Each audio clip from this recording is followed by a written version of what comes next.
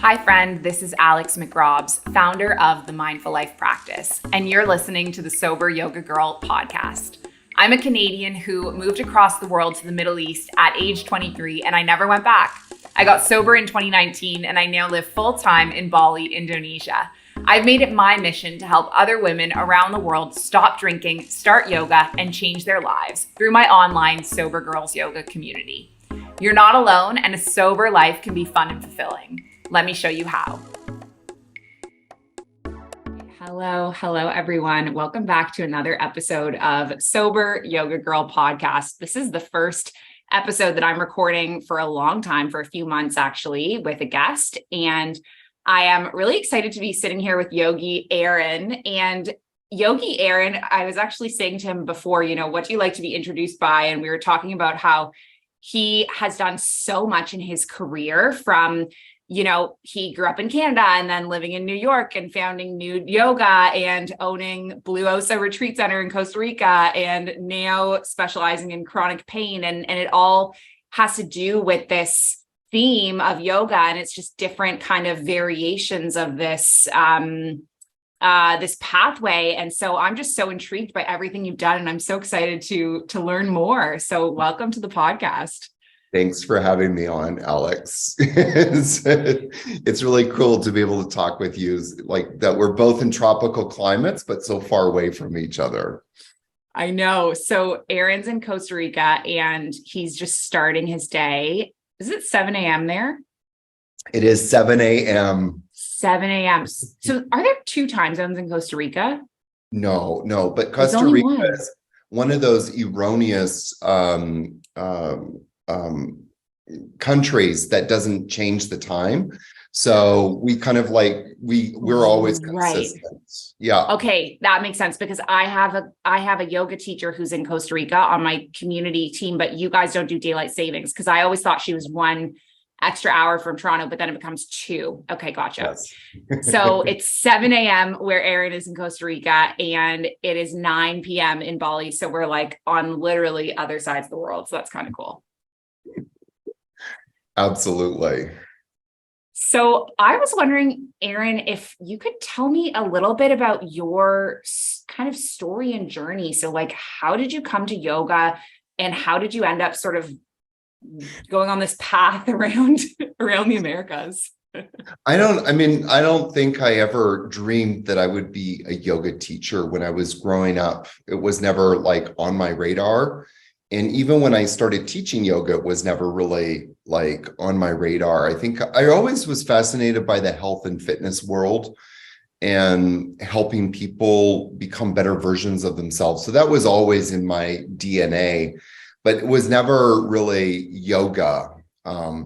The light kind of went off for me as a yoga teacher of where yoga could take me was when I first went to take Brian Kest's class, like in 1996, 97 in his LA studio in Santa Monica. And I saw him teaching and bringing yoga, this kind of like ancient practice that is so esoteric and so spiritual in so many ways, and bringing it into a real world, possibility.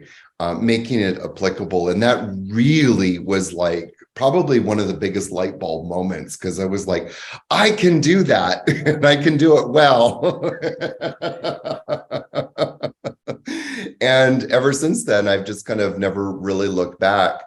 But I got into yoga when I was around 18 years old. And I, like most people, equated yoga with stretching and flexibility. And I was very tight. I worked out a lot. Before that, I was very active. Being both Canadians, that we're into snowshoeing. Well, and I lived in Northern Canada, up by Edmonton.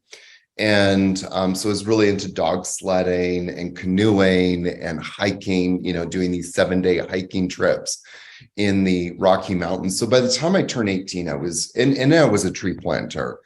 And so by the time I was 18, 19, I was so tight and I turned to yoga. But the interesting thing was I hurt myself very quickly. It was one day I was doing something and my back seized up, my lower back. And that was kind of like a shocking moment because I was 18 and I just was like, what is going on with me? I'm too young to be like disabled like this at such a young age. And it would take me another 25 years to kind of put the pieces together that the stretching was one of the biggest culprits of what was going on. And I could get into the whole pain journey because it's quite extensive. And there's a lot of meandering in it. But around 45 years old, I ended up in a surgeon's office, an orthopedic surgeon's office, who was telling me that I probably would need a spinal fusion and in my lower back. And at that moment, you being a yoga teacher can appreciate sort of like what that would kind of do to our ego, I'm a yoga teacher. I know so much about alignment. I've done all of this stuff to make sure that I don't end up in a surgeon's office. And it was very demoralizing. But I'm also had the personality type to not kind of like get down on that. So I was like, there's got to be an answer. What is it? And that kind of journey took me into muscle activation technique, which is a type of massage technique. Kind of, it's more like it's a systemology to make a diagnostic on somebody to see where there's muscle weakness and to go in and correct it.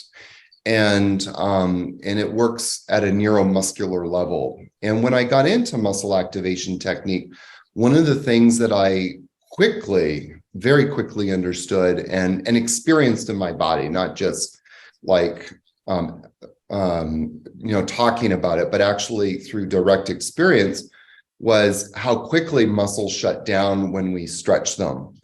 And so then then as I was going through MAT, I was asking the question, well, how do I translate this into the yoga world? And that's kind of what led me into developing this Ayama technique, applied yoga anatomy and muscle activation.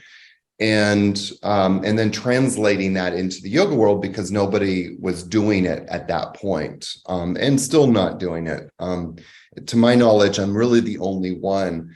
Some yoga teachers are starting to kind of put their toe in the water of muscle activation, but there's still a lot of erroneous perceptions and confusion around that, which I'm happy to talk about. But as much as they're saying, okay, we need to activate muscles, it's more as a tool to create flexibility. And one of the things that I've decided that I really want to start creating conversations about is to flip the script in yoga around stretching and flexibility, because every time people think about yoga, they think about those two words. And as you and I both know, that's not what yoga is about at all. In fact, there's no mentions in any yoga scripture using the word stretching or flexibility. That's a very kind of like, Western idea that was sort of propagated somewhere around 50 years ago, more or less. So I'm wondering, when you say like muscle activation, like what do you mean by that? Oh boy, that's a loaded question. So we have, a body of muscles, and muscles do two things essentially. I mean, they do more than that, but they essentially do two things. Muscles move bones. So if you and I are both sitting right now, if we come and stand up, there's muscles that have to contract in order to move our bones so that we can stand up. And so that's one thing. And then the second thing is that muscles stabilize joints. Muscles hold joints in place. And so if it's not doing that, the body will start to rely on other, whatever it can recruit to do those actions. And so, like, I always remember one time I came back from a vacation and I had been sitting and having a meeting with my staff. And then after the meeting, it was about an hour or something, I went and stood up and my back seized up, my lower back seized up like horribly, which was, there's a lot to unpack there, but my lower back seized up. So from a biomechanical standpoint, like the body wanted to get from point A to point B, but because my glutes weren't working and my psoas wasn't working, these two things needed to contract properly in order for me to stand up. But those two muscles were not working. There's probably other major muscles that weren't working. So my body recruited like tiny little muscles in my lower back to engage. And then that's why my lower back seized up on me. And so muscle activation is a practice to, well, let me back up 1 second. So the reason why my psoas and my glutes weren't working is because the neuromuscular connection between them was compromised. That meaning, like, there's a telephone line between my brain and the muscles. And sometimes that telephone line becomes compromised due to stress, trauma, and overuse.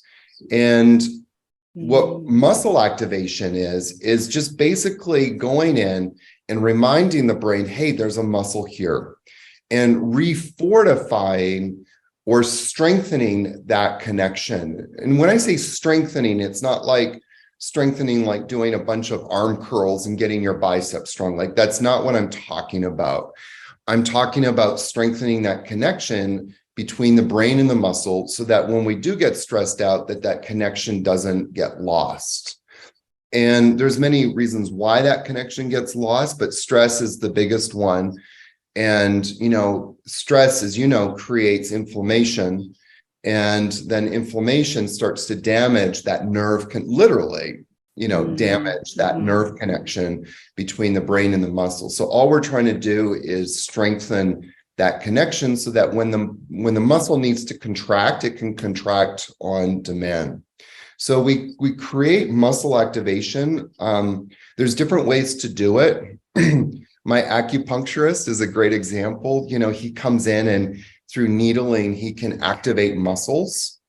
So that's one technique. Muscle activation technique is another one, which is what I learned. And it's done through more palpation. So palpating a muscle at the insertion and at the origin. And it's a little bit more complicated than that, but that's it in a nutshell. And then what I do and what I've taken is to do isometric contractions. So one of my favorite muscle activation practices in yoga is bridge pose. It's one of the best poses to really get the glutes engaged. There's other ones that are a little bit better and more specific, but bridge pose is just such a great general glute activator. So guess which pose Yogi Aaron does every single day now?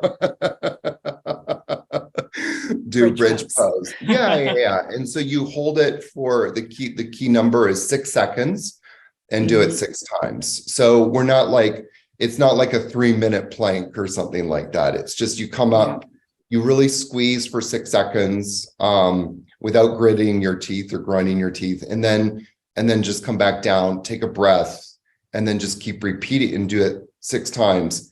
And by doing that, all of a sudden the brain connects to the glutes. And so when you come and stand up, you've now got stability because the body is using the muscles it's supposed to be using. I hope that makes sense. Yeah. So do you need to do this practice of I'm like, what did you call it? The telephone line between the brain and the muscles. Do you have to do this with every muscle? Like, how does it work? Is there like a system where you're activating and strengthening with each muscle? I mean, there's two ways to answer. There's a couple of ways to answer that. I would say no. I've kind of broken down in the Ayama system there's 7 major muscle groups. Okay. So we have trunk flexors. When we fold forwards, we have trunk flexors. When we go backwards, trunk extensors, twisting, trunk rotators. When we go to the side, there's side benders. There's hip Right. flexors. There's hip extensors. And then I've kind of lumped one other group into shoulders. And I'm not saying that these are the, these are just 7 groups that I've called to importance, if you will. And what I try to advocate is to just hit one major one every day. However, if you find, like, for example, like the other day, I was sitting cross-legged most of the day. I was doing a lot of interviews, and sitting cross-legged really is not good for me. Sitting on the floor cross-legged, my psoas shuts down, my glutes shut down. But one of the things I noticed as a result of it was that my knee was so sore the next day. So I did a whole bunch of just different things. I kind of targeted both hip extensors and hip flexors, and just kind of did some muscle activations to get those working properly. So one of the things that I try to do in the Yama system is start to give people an experience, A, of their anatomy, but also B, to be able to start to understand a little bit better about their body, so that if they do have knee pain, they can go, okay, self, what's going on here? What muscles are connecting to the knee? And maybe, like, let's try to get those muscles activated and see what happens. And so we know, like, as I just mentioned, that with the knee joint, there's a lot of hip flexors and extensors that connect there. And so I'm trying to not just teach people really about the muscle activations, but it's more like, what is the anatomy and what are the supporting activations to get those muscles working in a better way? So I have a pain-free series, and basically it targets one muscle activation for each of those different muscle groups. And then what people can do is start to grow their knowledge from there, and then just kind of mix and match it. There's kind of 2 back extension practices I do. Like, there's one for my one muscle in my lower back, and then there's one for another muscle. So I usually will alternate them. I don't do them both every day. I'll alternate them and mix and match it, basically. Mm-hmm. And is your pain-free series, is that like available? These are pre-recorded classes. You have to subscribe to see them, or like, where can people find that? Yeah, the pain-free series, the 7 days to become pain-free, is on my website, yogiaaron.com. It is pre-recorded. It's amazing. But it's free. So people can just kind of go in, and it really takes people on a journey of their body, so that they can start to have a little bit of a better understanding of their body and what muscles are supporting their body. So I love, by the way, that we're talking about this, because I was saying to Aaron right before we started recording that I literally had a client asking me today about back pain. And I said to her, I actually have never experienced chronic pain. So I said, I'm not an expert on it, but I was like, actually, I'm talking to someone later today. So this is super cool. But my question for you about this is, like, for me, being someone who's never experienced chronic pain, would this be a useful thing for me, like, as a preventative practice? Like, would you recommend that? I recommend it to everybody. I mean, Alex, one of the sort of untold or unmentioned, facts in the yoga world is how many senior yoga teachers get hip replacements, knee replacements, Wow. shoulder surgeries. And people don't really talk about that. Like, wow. No. And what I kind of joke about, and this is me being a little bit glib, but what I kind of joke about is, like, the yoga teacher who's always teaching these opening hip practices, as they're being wheeled down the hallway to get their hip replacement, they're kind of like going over their shoulder. Don't forget to open your hips, and so there's a lot of teachers out there that are becoming very disabled, but a lot of people, this is something I think that we need to flip the script on, because we look at people who are flexible as healthy, but we don't really know what's going on behind the scenes. And so we look at gymnasts. And, first of all, we don't see gymnasts usually older than 22, 25 years old. I think Simone Biles at her peak was like 25, 26 years old. Right. So we really don't see gymnasts performing at that level much beyond that. And the reason why is because their body has just become so compromised neuromuscularly. And if we look at like a lot of these gymnasts, we watch the Olympics and we see so many of these gymnasts with their massage therapists beside them, with these heat packs on them, with these ACE bandages around their knees. And the reason why they have all these ACE bandages is because they don't have stability in their joints anymore. They become so compromised through overstretching or stretching, just period. And so they're applying force. What happens when we stretch muscles is that we're talking about that telephone line between the brain and the muscle. Whenever we stretch, that telephone line becomes compromised, and we lose that force output of the muscle. So you think about like a bodybuilder, for example, or someone who's working out. And I actually witnessed this the other day, and I almost wanted to say something to this guy, but him and his friend were doing pull-ups. And so both of them were like stretching their shoulders, doing all of these things, to loosen up the shoulder joint. But you don't want your shoulder joint loosened, because what you're going to be doing is pulling yourself up. So the shoulder joint now has to support the weight of the body, but the shoulder joint, all the muscles supporting the joint are no longer working because he just finished stretching them. So you think about like these gymnasts and they don't have that stability anymore because they've overstretched. When we're young, and you're kind of young, you can abuse your body and abuse your body, like stretching and then applying load and that's what happened with me. I was a huge Ashtanga person, huge. And when I was in my 20s, it was all about, let's do our practice. Yeah.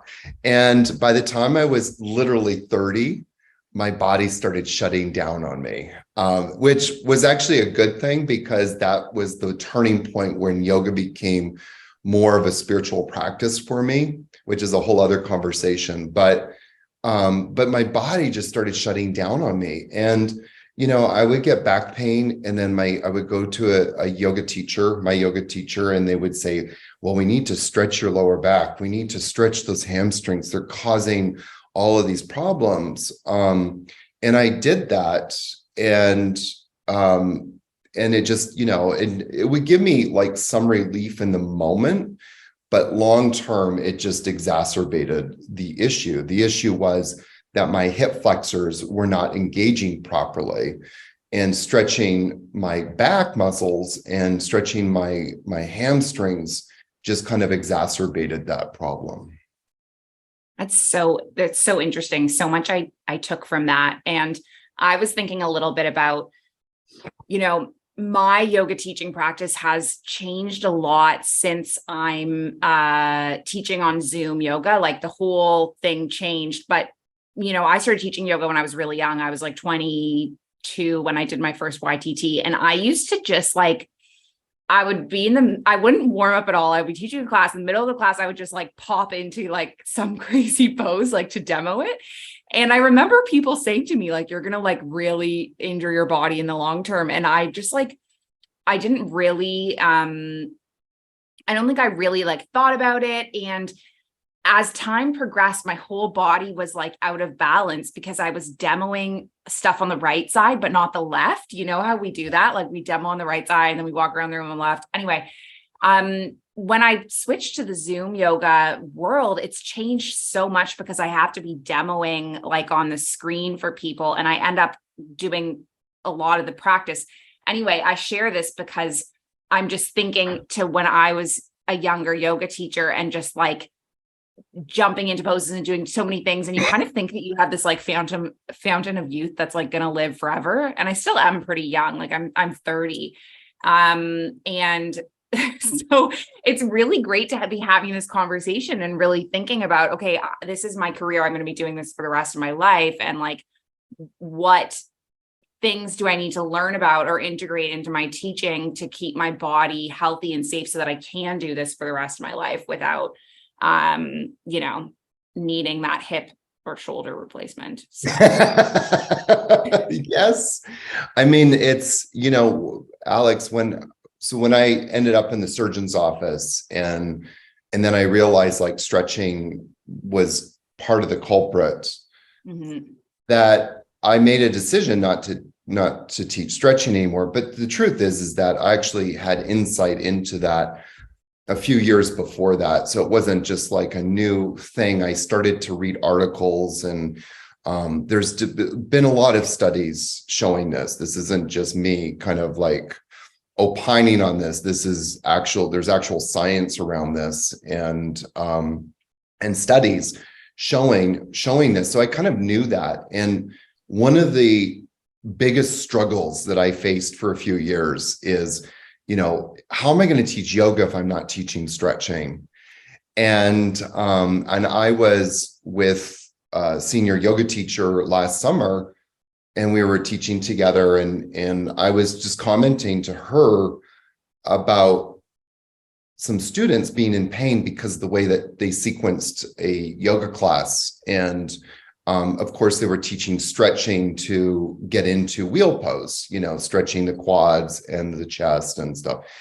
And I was just commenting that, and we got into a discussion about it. And basically, they turned to me and said the thing that most yoga teachers will only say under their breath, which was, how are we going to teach yoga if we're not teaching stretching? And but so I struggled with that. It's like, how am I going to integrate this? And then how am I going to demonstrate these poses? What am I doing? And so it did take me a few years to flip that script in my own brain. And it wasn't until it was really during the pandemic that I started putting all of these pieces together and had the time and space to really practice it. And it really is a game changer, because what we're trying to do, I think, in yoga, if we look at the yoga scriptures, is to engender more stability in people's bodies, which then has an effect in the mind. And so if a person isn't having stability, like I wasn't in my lower back, then we're in pain. And if we're in pain, all of our mental energy is going to deal with that pain. So it does take a little bit of time to flip that script. But once we start doing these things and in yoga, we talk about that mind-body connection, but I'm actually kind of changing that more to literally a brain to muscle connection, or brain to muscle body connection. Because like we can think about, oh yeah, my core, but that doesn't mean that your brain, like I can sense it in a conscious level, but in an unconscious level, maybe my brain isn't connecting to it. And that's what muscle activation is doing, is working on fortifying that connection at an unconscious level. Mm-hmm. So I have two questions for you. My first question is, how do you teach yoga if you're not teaching stretching? Like, what does your practice look like now that and what does your teaching look like? What's included, what's excluded? So like using that example of wheel pose, it's just flipping the script. in the way that we approach yoga postures. And so one of the things that I endeavor to do is to teach proper muscle function. Okay. And part of muscle function is understanding what is the role of a muscle. So a muscle moves bones, and in order to do that, it needs to shorten. So if we come up into wheel pose, for example, we're no longer obsessed about opening, quote unquote, the front body. We're more interested in making sure that the back body is prepared. And one of my favorite kind of webinars or classes is like, how many yoga postures do you think it takes to prepare for wheel pose? And, sometimes people say 20, some people say 13. It takes 3. You only need 3 yoga postures to prepare for wheel pose, because we're looking at to make sure that the glutes and hip extensors are contracting properly. So we've got stability in the hip joints. We want to make sure that the lower back is contracting, the muscles there. And just as a side note, a lot of people complain or comment on having back pain when they go into back bends. And the reason why is because they're passively going into these poses and the muscles in the lower back are not contracting properly. They're passively shortening, and the body then doesn't like that, so it registers as pain. Then we also want to look at the thoracic, the upper back, and so we want to get a back extensors working. So those are the 3 areas. And so how I teach yoga is starting to look at a couple of things, but one, just kind of reversing it. So if I'm doing a back bend, I want to make sure I'm focusing on strengthening the back benders. I no longer will teach for example, thigh openers or heart openers to go into back bends. I want to make sure that the muscles in the back body are shortening. If I'm doing forward bends, then I'm working on making sure that the hip flexors and the trunk flexors are working. I also will take release valves out or compensations out. So if I'm teaching a forward bend, for example, like a seated forward bend, Paschimottanasana, then instead of saying to the person, reach forward and grab your feet and pull yourself forward, I would say, cue it, leave your hands behind your back. Now come forward as far as you can, because the muscles that are pulling you forward are the trunk flexors and so you're hip flexors. You're working on with those muscle pairs, and you're working on engaging and having the movement initiated from the opposite muscle, as opposed to is that right? Yeah, not the opposite muscle, from the muscle that's actually doing the movement. As opposed to not the opposite, but as opposed to focusing on the muscle that's extending, you're focusing on the muscle that's contracting. Is that right? Yeah, and that's a big part of the Ayama approach, is coming back to muscle function, because one of the things that we've forgotten, even you and I learned in even school, this grade school, this relationship between agonist and antagonist. So that means if my bicep is contracting, in order for it to contract, the tricep has to relax. So in the case of me, I was so tight in my hamstrings because my quads are not contracting properly. And so I had a lot of, in my hip flexors, my psoas doesn't shorten properly, or didn't. It's getting better now. But my psoas wasn't shortening properly. And so if it's not shortening, that muscle dysfunction shows up as muscle tightness. And muscle tightness is always the result of instability in the body. So when the body senses instability, it basically sends out an amber alert, tighten up, tighten up, tighten up. 2 examples of that is if you walk on ice, us being Canadians, we get a lot of ice in Canada in the wintertime. So when we go out and we walk on ice and our body feels that instability, it immediately tightens up, or if you're watching a scary movie and something jumps out, you tighten up.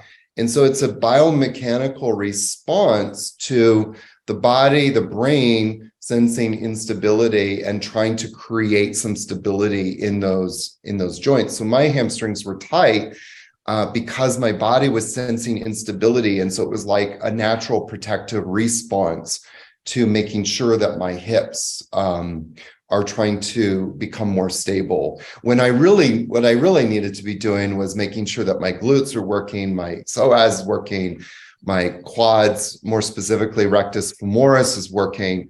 And it's amazing because I had a tight person on my table yesterday. Literally, it was last night. I was working on them, and I said, "Do you feel tight in your hamstrings?" He said, "Yes." So I got him to bring his leg up, and he could only bring his leg. He was lying on his back, and he could only lift his leg about 65% off the table before he started feeling his hamstring tightening up. So what I did was I got his quad working, and he got it up to like 85%, and his eyeballs popped out of his head, because not only did he increase range of motion, but when he got to that range of motion, he didn't feel like the hamstring was pulling on him. That the hamstring was actually able to relax because the quad was working properly. So how I teach postures is now looking at, if we're going into a range of motion, like triangle pose. And so when teachers cue triangle pose, it's always about opening the side body that you are, quote unquote, stretching. But I no longer teach that. I teach, let's focus on engaging the body, the part of the body that is shortening, i.e. the lateral obliques.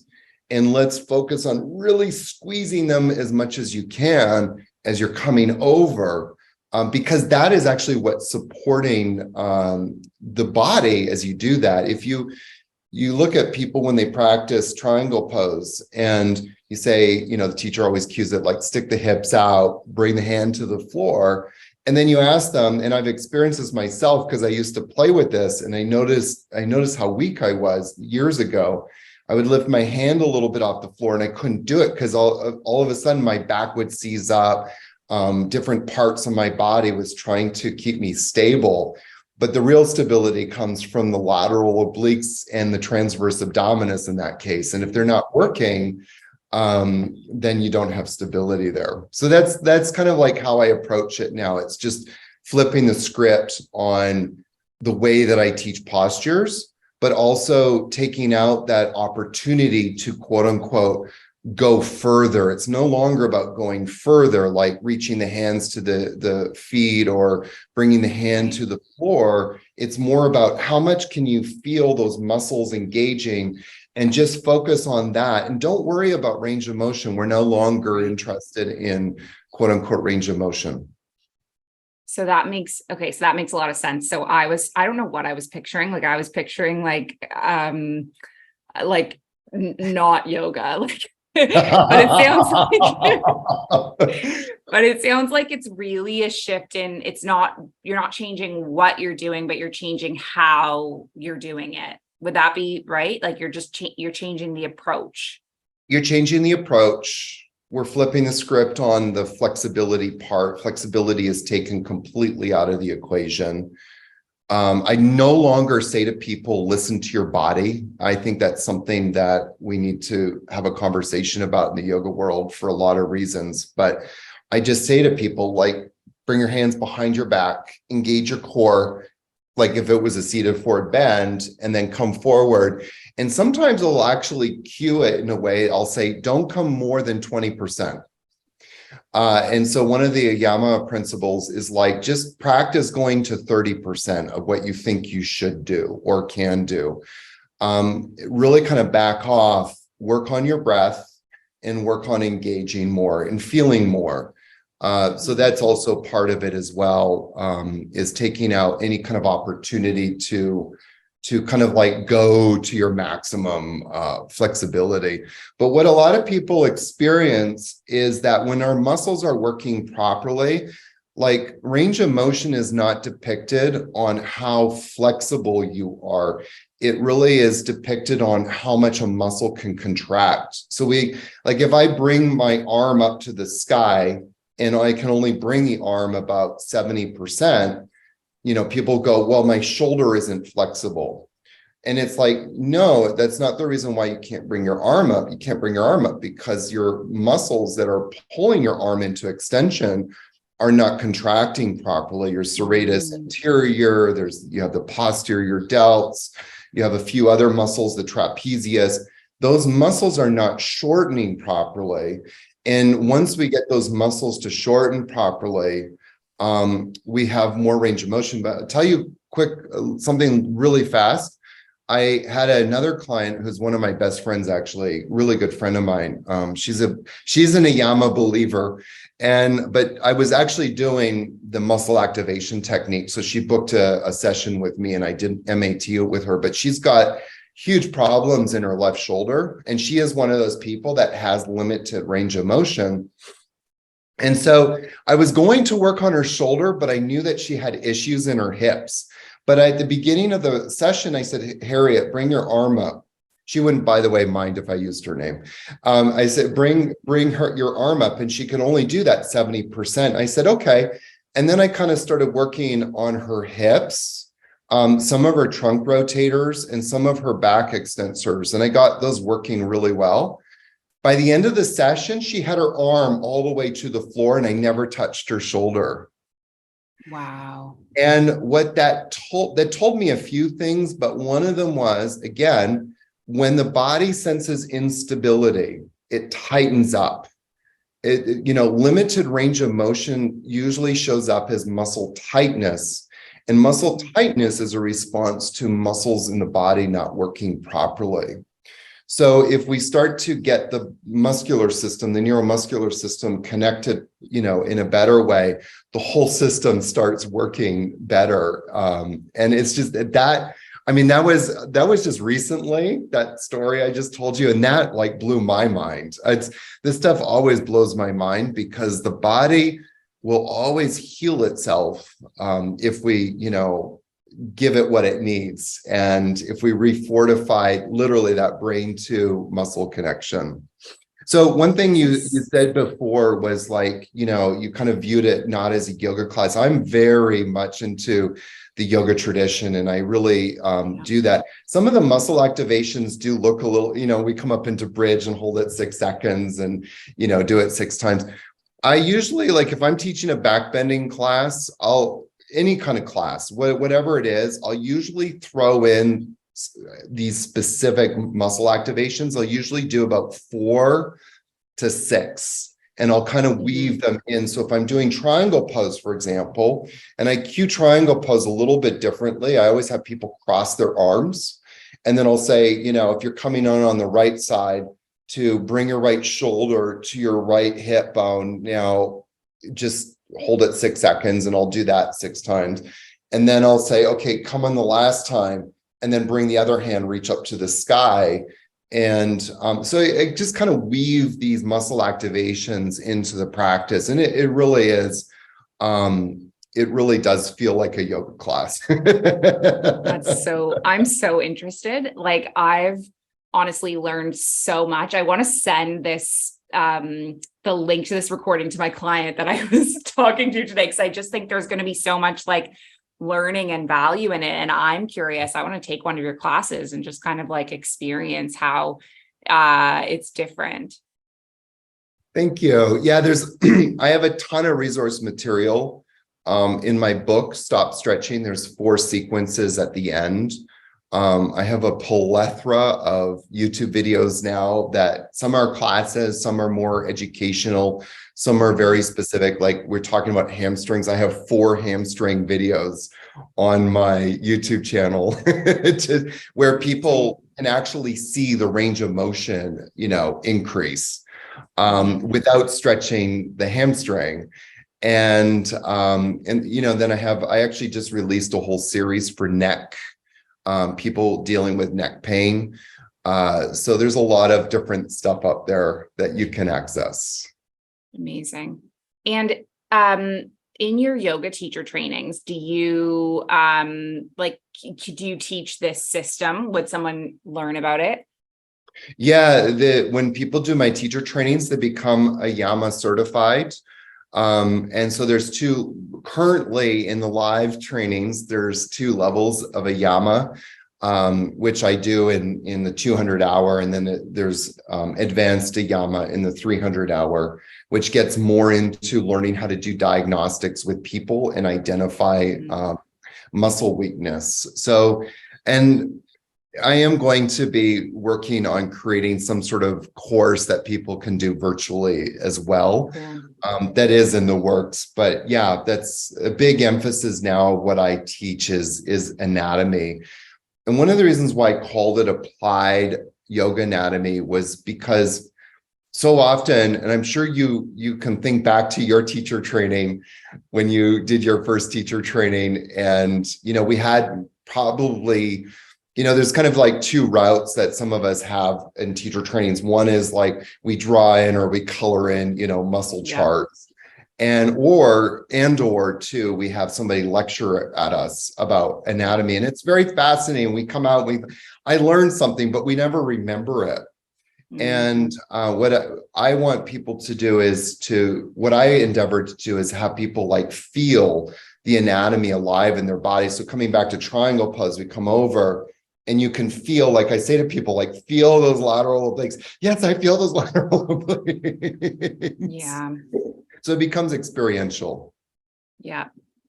Oh, that's amazing. Yeah, I have a lot to learn because I lead yoga teacher trainings as well, 200 hours and 300 hours. And I actually think the most anatomy I've learned is literally teaching those courses, because I was like, I had to, when you teach something, you have to know it really well. And Yes. When I think back to my 200 hour, I'll tell you a truth about my 200 hour. I'll tell everyone the truth, which is that I'm like not a science or anatomy person. I mean, I am now. But back in the day I was not. And on the plane to my 200 hour, actually the girl beside me broke my iPhone charger. She like stepped on it and it broke. And she felt so bad. And I was like, I'm going to this remote desert camp in the middle of Mexico to do this yoga teacher training. And she ended up giving me her charger. And then it turns out she was a nurse. And so she actually did my anatomy workbook for me, like on the plane. So she filled in all the things for me. And so yeah, I don't really remember, like that was what I turned in when I got to Mexico. So I don't actually remember that much from that anatomy course. And so your kind of practical, hands-on, that sounds like it's what, little Alex needed. It definitely is a game changer. I mean, because these muscles, as we go back to the beginning of the conversation, is what's stabilizing joints. And so, like we don't understand, for example, the psoas, one of the most interesting muscles in the body, and that a lot of people are very obsessed with stretching it. But a muscle, one of the functions of muscles is to shorten, or a muscle has to shorten in order to perform its function. And so if the psoas is in an elongated state, it can't stabilize the lumbar spine, which is then going to contribute to more back pain, your client with the back pain issues. And so one of the things that we want to do is get it to shorten properly. And so if we can start to go, yeah, there's my psoas. Yeah. And now I can feel it shortening. And then I can actually notice a difference in the way that I'm moving my body. That's for me, that's one of the most fascinating things too, is like whenever I do these muscle, even on myself, and I come and stand up and I'm like, oh my God, I'm standing better now. I feel supported. It's a really cool feeling to make it alive in our bodies. Mm-hmm. Amazing. Well, Aaron, this has been such a fantastic interview. I've learned so much, and very different than a lot of my podcast episodes, because I actually don't think I've had anyone who's like an expert in anatomy and movement and kind of this focus and chronic pain. So I just want to thank you so much for like, I've learned a lot today. Thank you. Thank you so much for having me here. I appreciate it. And I'll put in the show notes links to Yogi Aaron's website if anyone's curious about ordering his books and learning more about what he does. I'll pop the link in there. Was there any other like links or anything you wanted to mention? No, just the website, and if people, I would just encourage people to go to Amazon and get the book, Stop Stretching. It's jam-packed with a lot of science as well. So what I'm teaching isn't kind of me, coming up with a system. Yeah. There's a lot of science behind it. I think what I've endeavored to do is bring it and make it accessible to yoga people, and in a kind of unique systemology, accessible systemology. So go to Amazon, get the book. Amazing. I'm going to get it. I'm going to get it and do those sequences. Yes. Well, have a beautiful day in Costa Rica, Aaron, and I'm sure I will connect with you again soon. Thank you so much, Alex. I can't wait for you to get to Costa Rica. So I'm coming. I'm coming to Blue Osa. Yes. We'll be welcoming you with open arms. Amazing. Thank you so much. Take care. Bye. Hi, friend. Thank you so much for listening to this episode of Sober Yoga Girl podcast. This community wouldn't exist without you here, so thank you. It would be massively helpful if you could subscribe, leave a review, and share this podcast so it can reach more people. If we haven't met yet in real life, please come get your 1-week free trial of the Sober Girls Yoga membership and see what we're all about. Sending you love and light wherever you are in the world.